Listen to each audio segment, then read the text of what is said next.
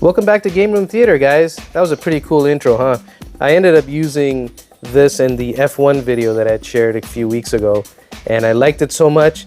I wanted to show you guys the brains behind the entire operation, and all that you see here is run by a mini PC, and this is specifically on the Geekom IT12.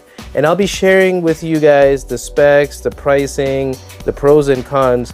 So stay tuned. So guys, literally everything that you see here is being run by this mini PC, the IT12. It's that powerful. I'm wirelessly broadcasting to my mini Jumbotron. I was broadcasting onto the ceiling. That main TV video footage that you see, plus all of these other, in the bottom here, the in-car footage.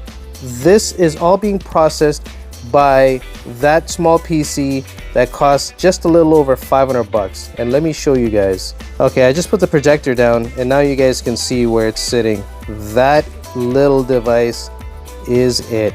Here's a closer look at the box. Now let me open this up and show you guys what's inside. It's always cool unboxing some nice new gadgets, especially powerful little ones. Well, in my hand, this does feel kind of heavy, and it feels like a quality device. Inside, you do get a mounting bracket with some screws. You get this little thank you card and the power brick, of course. And then plus, I was surprised to see HDMI cables in there now. As of the time of this review video, this is 519 bucks, and the specification that I've gotten is the i7 12th gen, 32 gigabytes of RAM and 1 terabyte SSD. And their cheapest variant is an i5 12th gen, 16 gigs of RAM and 512 gigabytes. And that one will cost you 409 bucks.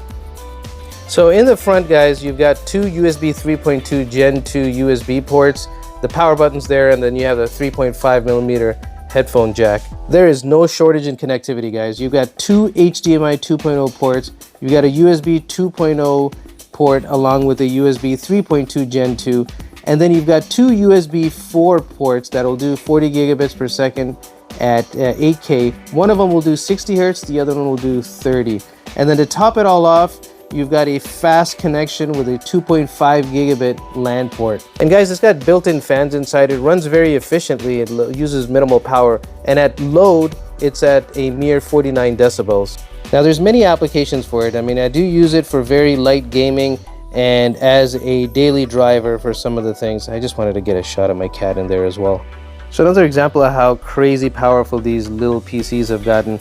You can power two 8K displays and two 4K displays all at the same time, simultaneously, because you can use those two USB 4 ports that I showed you guys earlier. Also, it's good to see that it supports lightning fast Wi-Fi 6E, and it is Bluetooth 5.2 compatible.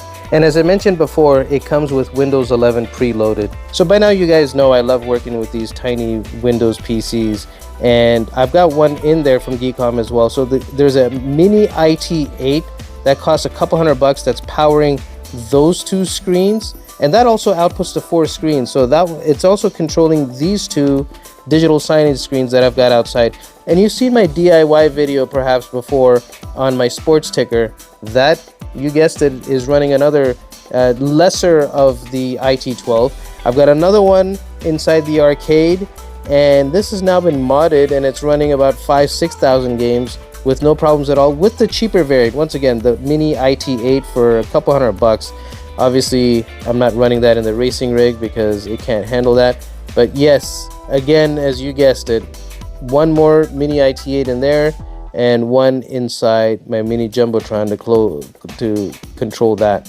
As for the strengths, guys, it's the price point, it's the power, it's the versatility of use, and I love the fact that this will do multi-display out. Now, as for cons, I was really struggling. All I can think of is that is a massive power brick that this thing comes with. I wish that was actually integrated into the unit. Perhaps that may happen in the future. Anyway, guys, I hope you enjoyed this review, and I'll be sharing a lot more detail of new things that are coming into the cave. And while I'm at it, guys, check the link in my bio for the Geekom IT12. Stay blessed, guys, and I'll see you in the next one.